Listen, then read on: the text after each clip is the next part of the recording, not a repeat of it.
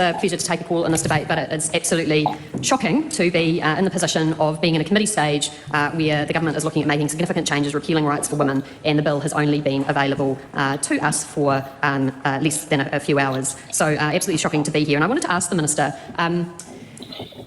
why she decided to take away, through this legislation, the rights of women to be able to take equal pay claims. And this is in relation to Part 1, because in Part 1 we have one of the most significant changes to the Equal Pay Act as we know it, and that particular change is to change the workforce requirement to 70%. Now, we've heard many comments in this House, Mr Chair, around the fact that allegedly this bill, according to the government members, is not taking away the rights of women and is not making it harder for them to take pay equity claims. And I asked the Minister, how does she reconcile that with this specific clause which requires 70% of the workforce, which is a higher number than previously required, in order to take a pay equity claim?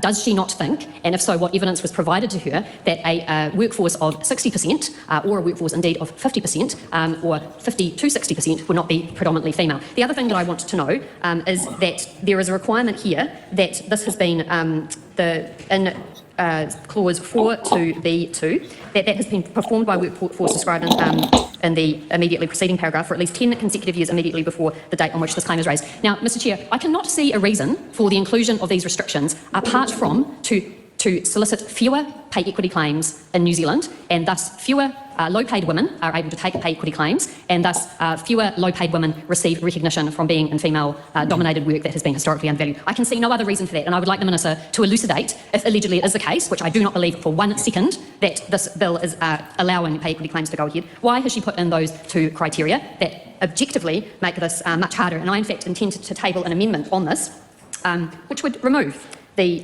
requirement for 10 consecutive years. So I want to know from the Minister, what advice did she receive on that, and what is the purpose of these two clauses which, on any objective basis, from any ideological perspective, make it harder for low-paid women in female-dominated work to take pay equity claims? I think I know the answer to that, Mr Chair, but I'm interested in the Minister's response to that. And I think the answer is, the reason they want to make it harder is because they don't want to pay out pay equity claims, and they want to have that money that was set aside for low-paid women who deserve to be paid what they're worth available to use for other matters which are not low-paid work of female employees. And I want to ask the Minister, because we haven't had, Mr Speaker, a select committee stage to be able to hear from members of the public on this bill. I want to ask her, what does she say to a young mother that I met last week at the Maranga Ake protests, who is a care and support worker, who was 7 months pregnant and is on the minimum wage? I would want to ask the Minister, what does she say to that woman who is on the minimum wage, who was speaking at that protest about how important it is for her to have her pay recognised as part of the equal pay claim that she's a part of? What does she say to her when today she is extinguishing that settlement, and she is not allowing that to go ahead on the same basis, only making that much harder and much less likely that that young mother, about to have a baby, on the minimum wage, is going to receive any pay equity settlement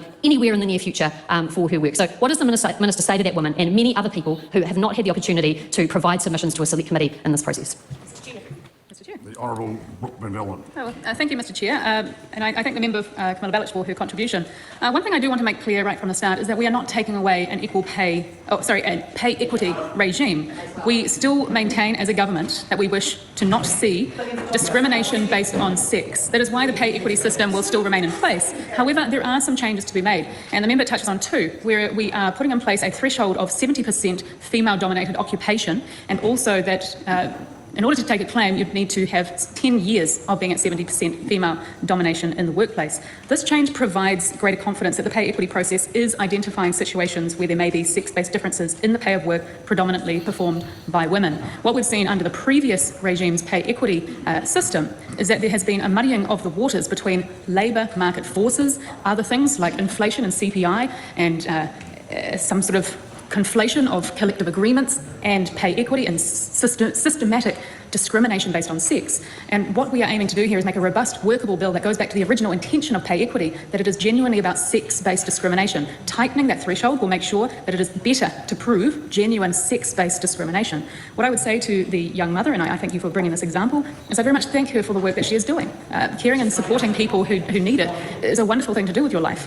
What we want to ensure is that for everybody who wishes not to see discrimination for the work that they do based on their sex, is that they can genuinely say that the claim that they have received is to extinguish sex-based discrimination, and that is what this does. This government is committed to extinguishing that sex-based discrimination in pay equity.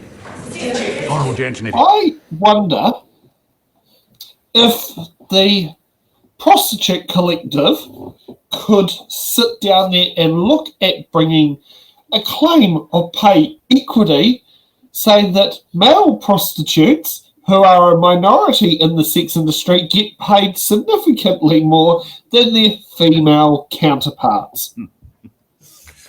Yeah, well, I think the thing is if there was, so they're sort of trying to make the argument that it's not a big thing, like it doesn't exist, that there's no inequality and all that sort of thing. So what's the reason for the bill? What would you be worried about? Because obviously it could never be tried in court and found that a woman was paid less than a man, because what their argument is they say it doesn't exist. That's what she was just saying. She was saying it's all fictitious. Well, what do you need the law for? Because surely you'd line up one man against a woman in the same job and they'd paid exactly the same thing. There's nothing to be worried about. So it's, the thing is they're arguing against themselves with their own bill, aren't they? It's just we're again treated like we're stupid.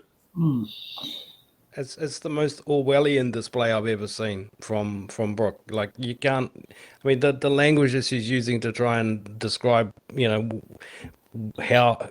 I mean, it's just unbelievable. I mean, she's effectively saying that low-paid workers and female workers should have to endure 10 years of discrimination in order to qualify to make a claim. I mean, that's just outrageous to say that's a requirement in order to qualify for this new regime. I mean, that's just an appalling place to be in.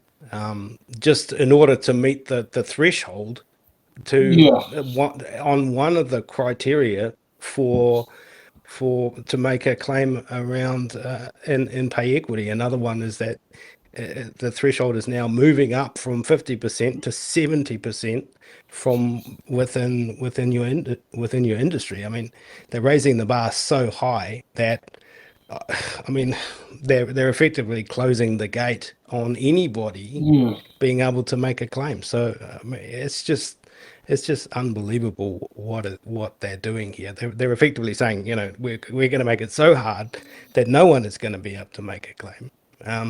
Because we're going to change the rules, and we're going to do it with no public participation, no ability for anybody to make any submissions or any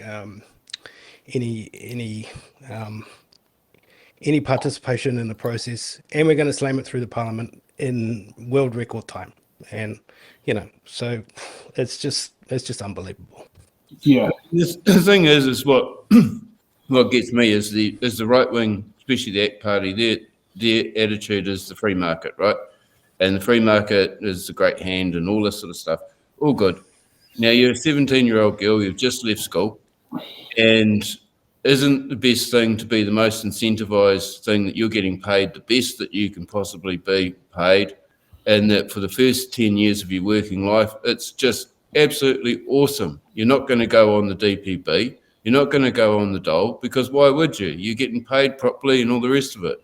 Why the hell would you want to put half the population in the situation where they can't do anything for 10 years about their low pay? That's just terrible.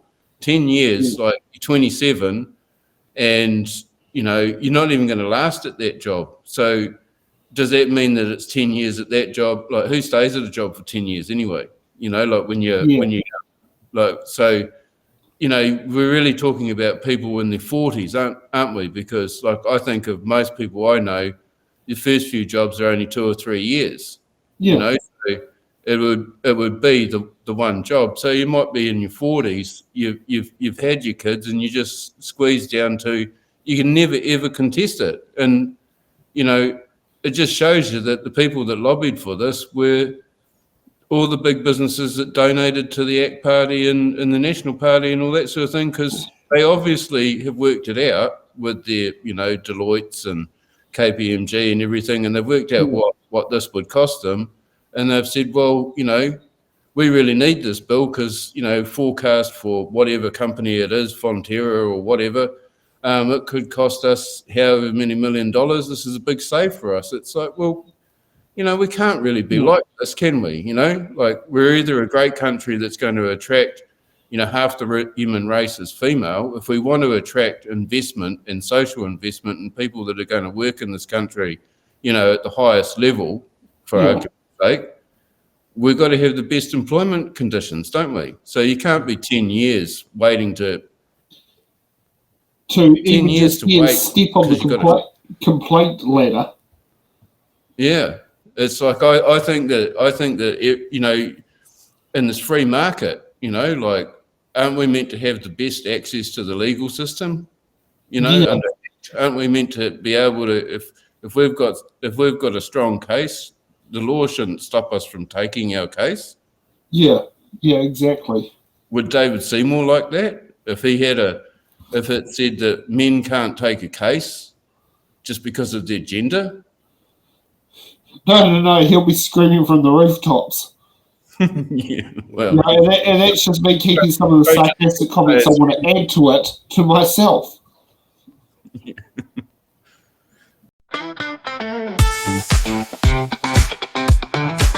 Thanks for watching.